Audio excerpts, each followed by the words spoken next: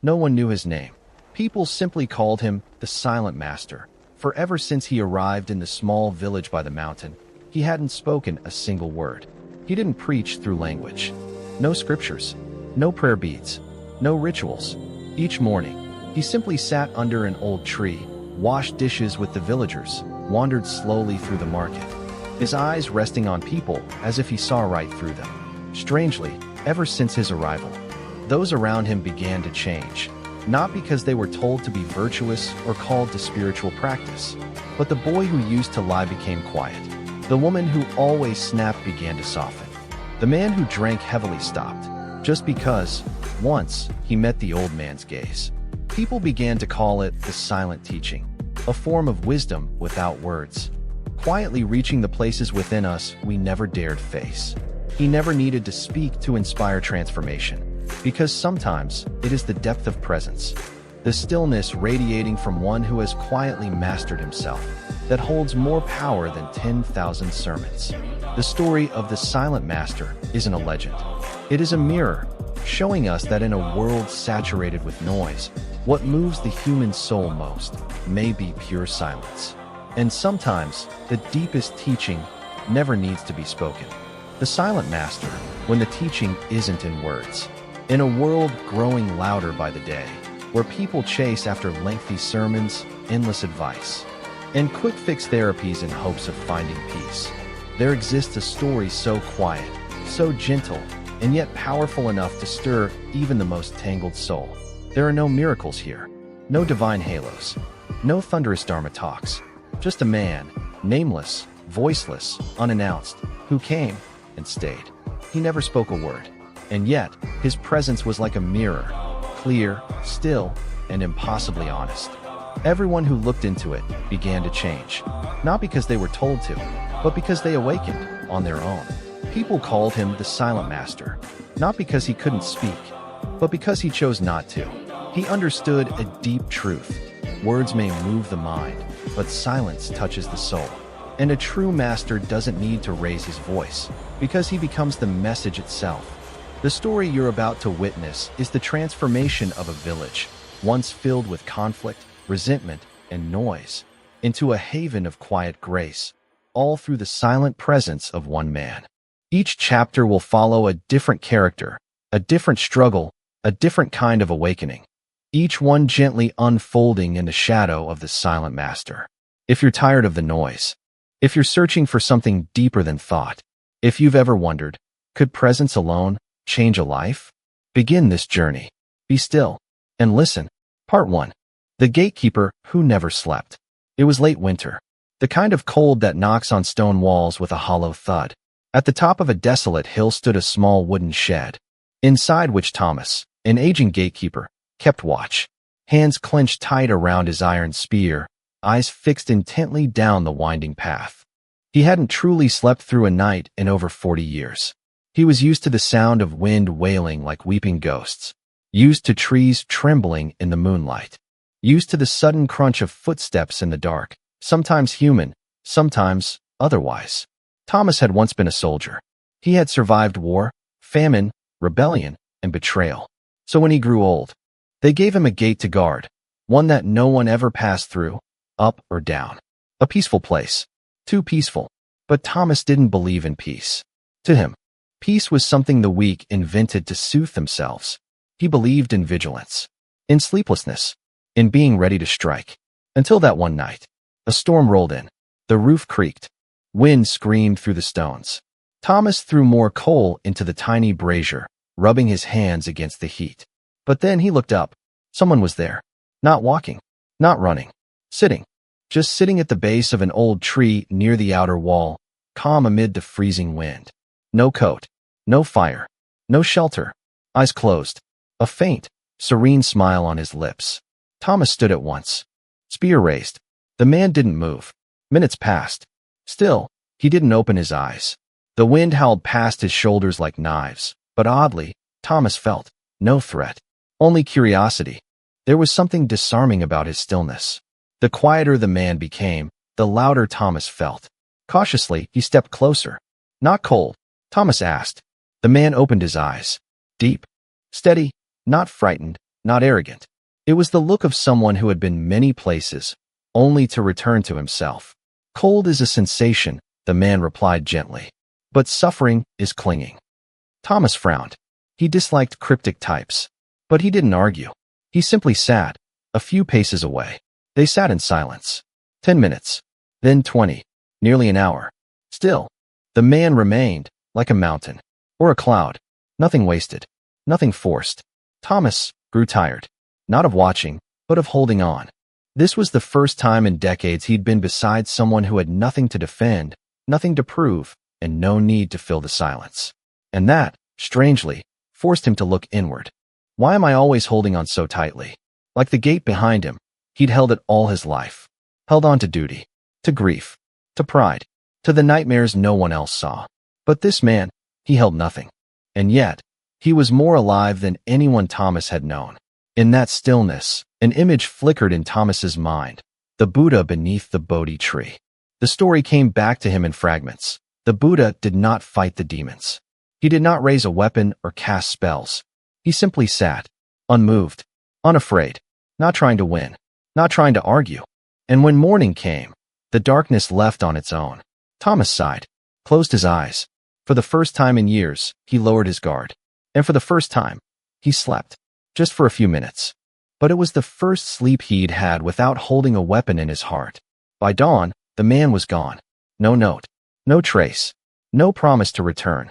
Thomas looked east, where the first rays of sun brushed the hilltop with gold.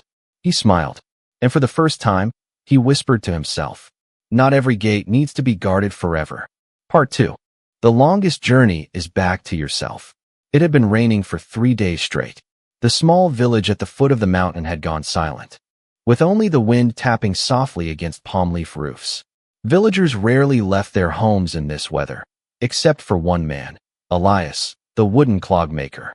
No one truly understood why an old man, nearly 70, living alone with nothing but a bed and a wood stove, would rise before dawn every day to walk through the forest, up the mountain, and return only at dusk. No one knew where he went. Only that he never missed a single day, rain or shine. The village children called him the man who walks to the sky. Only one person had ever asked him, "Aren't you tired of walking all the time?" Elias chuckled, his white beard quivering as deep lines creased his weathered face. Tired? Of course. But if I stop walking, I feel even more tired. That day, when the rain had cleared, Elias set out as usual. But this time, his steps were slower. Not because of age, nor the wet trail, but because something heavier weighed on his heart. He remembered, it was the anniversary of his son's passing. That was why he started climbing the mountain each day. Not to find the Buddha, not to seek enlightenment, but simply because he wanted to walk toward a place where no more crying echoed. And that mountaintop, with a solitary, ancient tree spreading its quiet shadow beneath the open sky, was the only place where silence didn't scare him. That day, when Elias reached the summit, someone was already there beneath the tree. A young man in a gray shirt, head bowed low, hands clasped tightly, as if about to collapse. Elias didn't ask, didn't greet. He simply sat down beside him, at a distance respectful enough not to intrude. After a long silence, the young man finally spoke. "I don't know who I am anymore." Elias gazed out across the valley. His voice was calm. "That means you're getting closer to your true self." The young man turned toward him, red-eyed. "I lost my job. My friends are gone. My family is disappointed in me. I thought I was strong. But now, I realize I was just a shell. And now that I've lost everything, I feel empty." Elias didn't reply right away. He reached into his pocket and pulled out a rough piece of unfinished wood. He handed it to the young man. "Do you know what this is?" "Wood?" the young man responded uncertainly. "A pair of clogs. Not yet born." Elias smiled. Silence returned, but this time it wasn't heavy. Only the whisper of wind through leaves and the earthy scent of post-rain soil embraced them. Elias crossed one leg over a stone and closed his eyes. No need for more words. He had been there before, in that exact space where the young man now sat. A place where no definition of self could save you from drifting. And yet, he had learned one thing. There is no self to hold on to, no label to cling to. One only truly begins to live when they dare to let go of everything they thought they were. As the sun began to set, the young man stood. He held the piece of wood in his hand, silently. But something had shifted in his gaze. No longer chaotic, not entirely peaceful, but there was a trace of acceptance. He bowed deeply before Elias. "Thank you, even though you didn't really do anything." Elias gave him a gentle smile. "I just sat here, and you had the courage to sit with yourself." That night, Elias returned home. He placed his hand on the photo of his son and smiled. "You know, son, I no longer seek answers. Because sometimes, silence is the only answer." Part 3. Silence is the voice of the awakened. After the conversation beneath the Bodhi tree, Thomas was no longer the same man. But instead of feeling enlightened, he felt empty. A vast stillness, so profound it frightened him at first. There was no more anger, no more bitterness, no more voices inside screaming for him to be better, stronger, to prove himself to the world. But neither was there joy, no triumphant bliss. Only the quiet, like stepping out of a dark room, but not knowing where to go next. He returned to the village, to the small home where sorrow used to echo through the walls. But this time he didn't speak, didn't write, didn't seek more teachings. He simply sat, in silence. Days passed.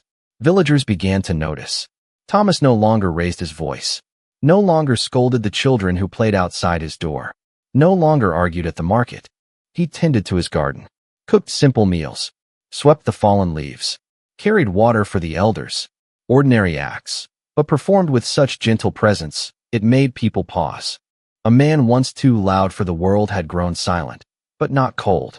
This silence didn't feel empty. It felt safe. One by one, people started coming to him. Not for advice, not for instruction, just to sit beside him. Some stayed 5 minutes. Others stayed for hours. No one spoke. But when they stood to leave, almost all let out a soft breath, as if they'd released something they didn't know they were holding. One day, a young boy approached Thomas. "Are you a monk?" he asked. Thomas smiled and shook his head. "No, I'm just learning how to listen to myself." The boy frowned. "But you don't say anything. Why do people come sit with you?" Thomas looked at him kindly. "Because sometimes we don't need more words.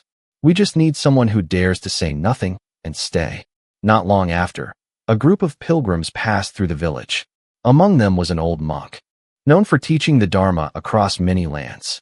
When he saw Thomas tending his plants, the monk stopped and watched for a long while. Then he asked, "Who did you study under?" Thomas bowed. "I met a teacher who never spoke." The monk nodded deeply. "The best teachers don't convince you. They give you space to become quiet. That's when the truth begins to speak." From that day on, the villagers gave Thomas a new name, the Silent Master. He never claimed to be a teacher, never gave sermons. Yet no one denied that since his quiet presence appeared, their hearts, once tangled like windswept weeds, began to know calm again. Part 4. The past knows its way back. That autumn, the leaves in the village fell early.